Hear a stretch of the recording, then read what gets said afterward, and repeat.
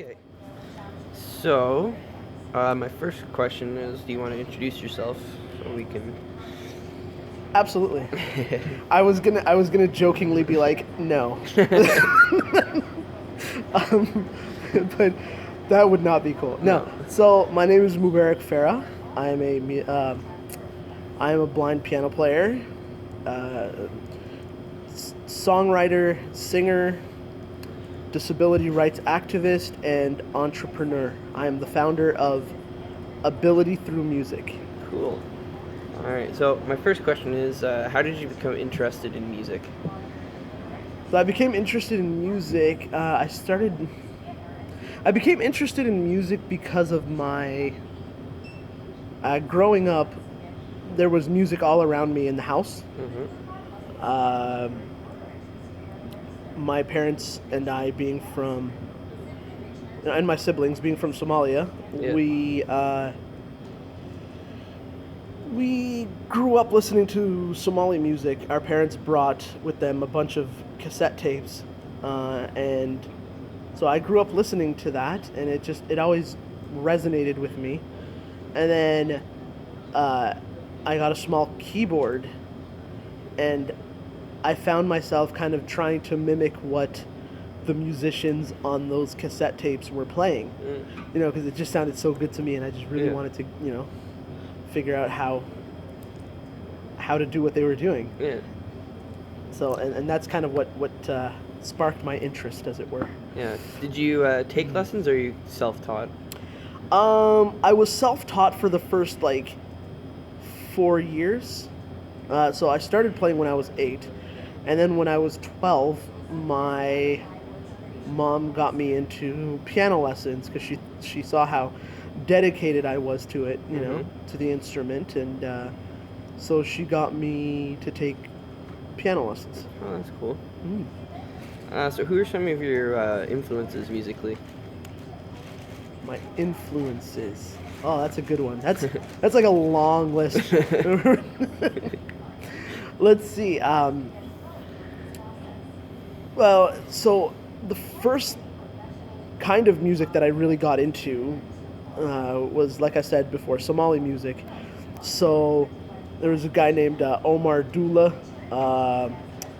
Mohammed Moga, um and guys like that. And then I started expanding my musical horizons, and so I got into blues and you know some jazz, some country, but old school country.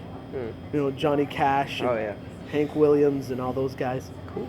Um, and like Stevie Wonder, Ray Charles, uh, especially Ray Charles, especially Stevie Wonder, because the cool thing about Stevie Wonder was that I loved all the synth stuff that he used in his music, and all the cool experimental studio stuff that he was doing. Yeah. So that always just really amazed me, and he's just such a great player, and Yeah.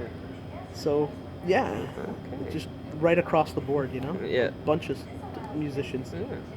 Yeah. So when did you first become interested in teaching music? It's kind of the natural progression for a lot of musicians to teach as well, Yeah. um, because I learned pretty quickly that unless you're in really, really high demand, Yeah. you can't pay the bills Yeah. by playing gigs. Mm-hmm.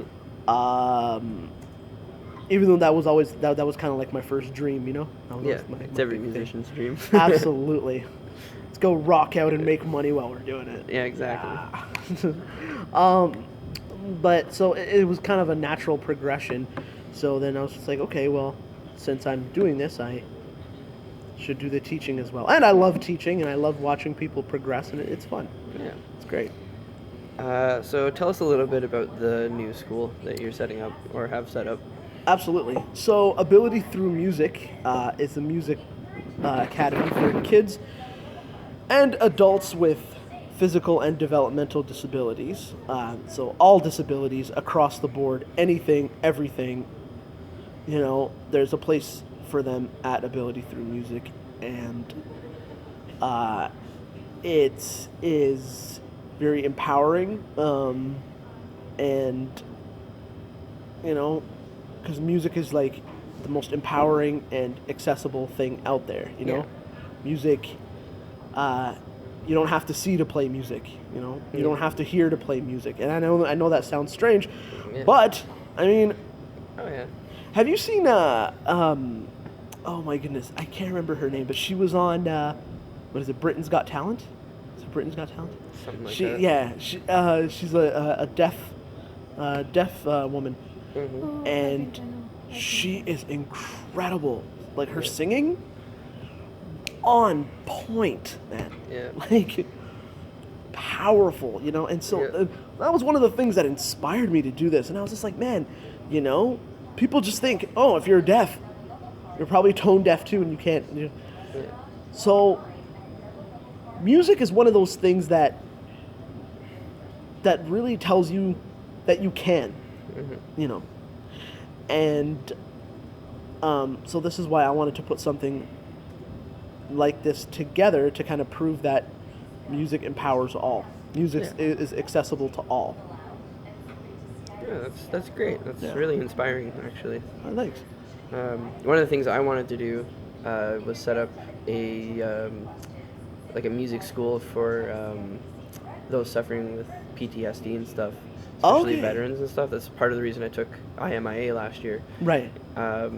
So that's along the same lines as what you were thinking. That's fascinating. I heard that I was reading studies and stuff about how a lot of people that are suffering from mental health issues and stress and whatnot, music's very relaxing and it can build up their confidence. Oh, that's exactly it. Yeah. That has always been something that I like. For me, music has given me confidence. Yeah. It's given me like an identity. I always felt like it was something I could do. As a kid, I could never play sports or anything like that, but I could always, play some tunes, right? Yeah, exactly. Yeah. It's a nice community to be a part of as well, music community. The music community, absolutely, for sure. It's a nice little, it's a tight-knit community. Everybody knows everybody. So my next question is, what's one of your favorite moments from your music career? One of my favorite moments. Okay. Well, first I'd like it to be known that I play in a band called Airliner, and one of my favorite moments was getting to play Blues Fest about 3 years ago. That's crazy. It was. I've played several gigs after that. I'd have to say that was probably my favorite gig of all time. The sound on point. The music, like, we were all like well rehearsed, Yeah. And the music was like on point. The sound was on point. Everything was just right on the money, And what was really cool is like we played at a Casino Lac Limi, and they gave us like this huge like dressing room, They gave us this really nice dressing room with like a kitchen and oh wow. I was like, oh my god, this is like rock star status right now. Yeah, that's pretty much crazy. So how do you see social media affecting the music industry? How do I see social media affecting the music industry? That's a good question. I think it's a blessing and a curse. Yeah. And here's why. I feel like it's a blessing because more people get to hear your music, and you get to, tweet it out to whoever, and you get to, whatever, and like more people are, people like your page, and you don't necessarily need a record company to, to market your music anymore. Yeah. Right? Record companies, as I'm probably sure you heard Mike talk about many, many times, record companies are becoming a bit obsolete. Yeah. In the sense that I hope no record person hears that. I'd still like your help. Yeah. No, but I feel like social media is like it's making your music more accessible to people. Yes. At the same time, everybody's got a band. Yeah. And everybody's got a social media page with their, band info and everything. Yeah. And everybody's got all that. So it just becomes, the market is very saturated at the same time. For And sure. that's sort of my 2 cents Yeah. on the topic. Yeah. It's only a couple more questions left. Of course. Any advice for people that are getting interested in music that have a disability?